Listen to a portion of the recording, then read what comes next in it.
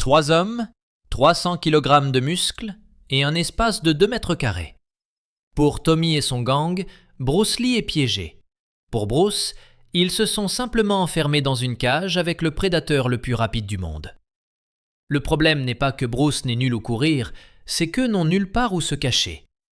Hôtel Peninsula, Hong Kong, 1972. Bruce Lee traverse le hall d'un pas serein. Le costume gris, impeccablement coupé, tombe avec précision sur son corps. La cravate noire est alignée au millimètre, les chaussures si cirées qu'elles renvoient l'éclat des lampes du hall. La réunion est terminée. Des cadres du cinéma, des contrats signés, 3 films de plus assurés. Tout s'est bien passé, tout est en ordre. Il regarde sa montre. 20h47, 18e étage, sa chambre. La fatigue commence à se faire sentir, silencieuse mais insistante. Devant lui, la rangée d'ascenseurs, marbre froid sous ses semelles, détail en laiton qui semble n'avoir jamais été touché. Il appuie sur monter. Le bouton s'allume en orange, il attend seul. En attendant, il ajuste ses boutons de manchette. Un geste presque inconscient qu'il répète chaque fois qu'il réfléchit. Le gauche, comme d'habitude, est un peu lâche. Il le corrige. Ding. Les portes s'ouvrent. Intérieur en miroir, vide. Il entre. L'ascenseur mesure un peu plus de 2 mètres par côté, peut-être moins. Un espace réduit, fonctionnel. Il appuie sur le 18. Le chiffre s'allume, les portes commencent à se fermer. Une main grande s'interpose. Les capteurs réagissent. Les portes se rouvrent. 3 hommes entrent. Le premier est énorme, 1,93 mètres, plus de 110 kg. Un corps de boxeur, poids lourd. Oreille gauche déformée, nez cassé plus d'une fois. Mains denses comme des marteaux. Le deuxième est plus petit mais compact. 1,80 mètres, cou épais, torse large, épaules frôlant presque l'encadrement, corps de lutteur. Le troisième est grand et mince, 1,88 mètres, bras longs, dos droit, même immobile. Sa posture trahit un entraînement. Kickboxer. Fin de la vingtaine, début de la trentaine. Jeans, veste en cuir, odeur de bière récente. L'ascenseur se remplit. Bruce se retrouve coincé dans le coin du fond. Les portes se ferment, l'espace semble soudain rétrécir, plus petit, plus dense. Le boxeur l'observe attentivement, plisse les yeux, puis un éclair de reconnaissance traverse son visage. « Hé, c'est Bruce Lee !» Accent américain, rude de l'Ouest, Sacramento ou peut-être Auckland. Bruce acquiesce poliment. « Oui. » Le boxeur sourit avec mépris et donne un coup de coude au deuxième homme. « Les gars, regardez-moi ça, on a une célébrité !» Maintenant, tous trois le regardent, sourient, évaluent, calculent. Bruce observe aussi. Calme, présent, alerte. « Je m'appelle Tommy », dit le boxeur en se frappant la poitrine avec les jointures. « Boxeur professionnel, Sacramento. » Il désigne le second du pouce. « Lui, c'est Rick. » Puis le troisième. « Et lui, c'est Danny. »« Bruce, enchanté, » répond-il avec un léger signe de tête. Il appuie à nouveau sur le 18. Le bouton était déjà allumé, il le sait. Mais le geste est automatique, presque une tentative de clore la scène. Monter, arriver, dormir. L'indicateur marque 3, 4. Tommy fait un pas en avant, envahissant son espace. Son souffle lui frappe le visage. Budweiser tiède. « Dis-moi, » dit-il, « est-ce que tu te bats vraiment ou tu fais juste des combats de cinéma ?»« Je m'entraîne, » répond Bruce. « Ouais. » Tommy lâche un rire grave, rauque. « Tu t'entraînes, c'est mignon. » Rick et Danny rient. L'ascenseur semble rétrécir encore un peu. 6, 7, 8. Tommy dit « Bruce, tu sais ce qu'on dit de ton style ?» Silence. Tommy fronce les sourcils, puis sourit. « Wing Chun, ça ne fonctionne qu'à courte distance. » Il approche un doigt du visage de Bruce. « Mais toi, t'es petit, tu mesures combien ?» 1,70 mètres. La mâchoire de Bruce se tend à peine. 1,73 mètres. Le sourire de Tommy s'élargit. Bien sûr, 1,73 mètres, 58 kg tout mouillé. Rick éclate de rire. Il est minuscule, Tommy. Les mains de Bruce pendent sur les côtés. Elles ne sont pas fermées, mais elles sont prêtes. Doigts relâchés, vivants. 9, 10, 11. Tommy se penche encore plus vers lui. J'ai déjà combattu des Asiatiques, dit-il. Rapide, oui, mais sans puissance. Toute cette vitesse ne sert à rien contre un vrai cogneur. Bruce tente d'éteindre l'étincelle avant qu'elle n'embrase. On ne le saura jamais. Le sourire de Tommy s'efface. L'air change. On pourrait le savoir ici même, maintenant. Rick et Danny s'animent. Ils déplacent leur poids, se préparent. Allez, Tommy, dit Danny. 12, 13, 14. Tommy tend le bras devant Bruce et appuie sur le bouton d'arrêt. La lumière rouge s'allume. L'ascenseur donne une secousse sèche et s'arrête entre 2 étages. Les lumières vacillent une fois, puis se stabilisent. Aucune alarme ne retentit. Le téléphone d'urgence pend au tableau. Tommy le prend. Il tire sur le câble et l'arrache net. L'appareil tombe au sol avec un bruit sourd. Bruce observe, calcule. Tommy se tourne vers lui en craquant ses jointures. Rick se déplace derrière Bruce, bloquant le panneau. Danny se place à gauche, fermant l'angle. Tommy reste devant, occupant presque tout l'espace. Bruce est littéralement contre le mur, dans un coin, piégé. Les lumières fluorescentes bourdonnent avec un léger vacillement. Tommy écarte les bras et sourit largement. « Regarde, petit, les boxeurs comme moi ont besoin d'espace, un ring, de la distance. » Il prend sa garde, rebondissant à peine sur la pointe des pieds. « Toi, par contre, qu'est-ce qu'il te faut? De la proximité, ton Wing Chun. » Il désigne le sol. « Ici, c'est 2 mètres. Tu ne peux pas bouger. Tu ne peux pas utiliser ta vitesse. » Il se penche jusqu'à être à centimètres du visage de Bruce, haleine de bière. « Nulle part où courir, petit. » Rick et Danny rient. « Alors, qu'est-ce que tu vas faire ?» demande Tommy. Bruce regarde les 3 hommes. Tommy, Rick, Danny, puis revient à Tommy. Il ne répond pas. Il respire lentement, contrôlé par le nez. Bruce Lee est dans un coin. 3 hommes l'encerclent. 2 mètres carrés sans issue. Exactement là où il veut être. 5 secondes de silence. Tommy attend la peur, des suppliques. Bruce reste immobile. Respiration lente, yeux attentifs, mains relâchées, pas encore transformées en poing. Tommy s'impatiente. « Quoi, t'as peur ?» ?»« Non. » La voix est basse, calme, dangereuse. « Je suis juste en train de décider lequel de vous tombe le premier. » Le sourire de Tommy disparaît. « Sale prétentieux !» Il lance un coup. Un jab classique de boxe pour tester la distance. Le poing gauche s'étend. Bruce n'esquive ni ne bloque. Il fait un pas vers le coup. Il entre par l'angle interne. Le jab passe au-dessus de son épaule gauche et échoue de centimètres. L'air frôle son oreille. Maintenant, il est à l'intérieur. À l'intérieur de la portée de Tommy. À l'intérieur de la portée du Wing Chun. Les mains de Bruce bougent.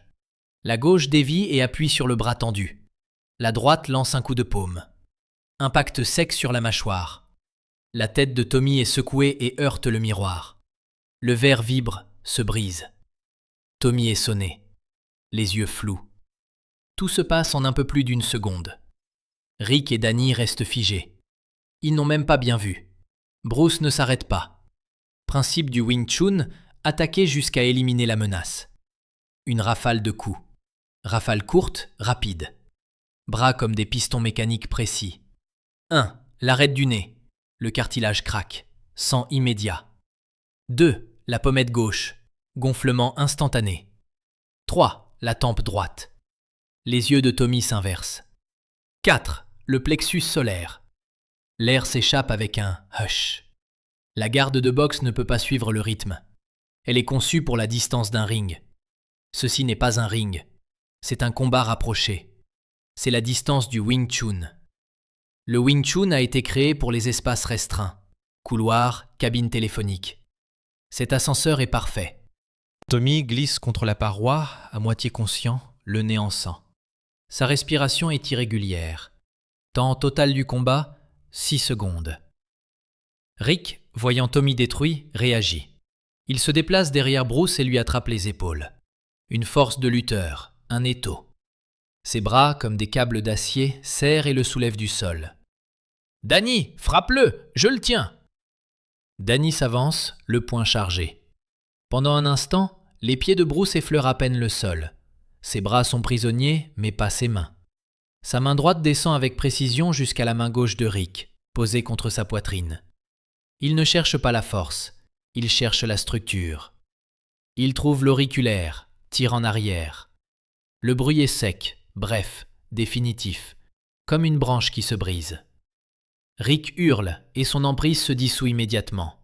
Bruce tombe, atterrit sur ses pieds et pivote dans le même mouvement. Rick se raccroche à son doigt cassé, le visage tordu par la douleur. Il n'a pas le temps de réaliser. Bruce n'hésite pas. Un coup de pied latéral bas, rien de haut, rien de spectaculaire. Il frappe directement le genou gauche de Rick, par le côté, en pleine articulation. Les ligaments se déchirent. La jambe cède, Rick s'effondre lourdement. L'ascenseur tremble, le métal gémit comme s'il protestait.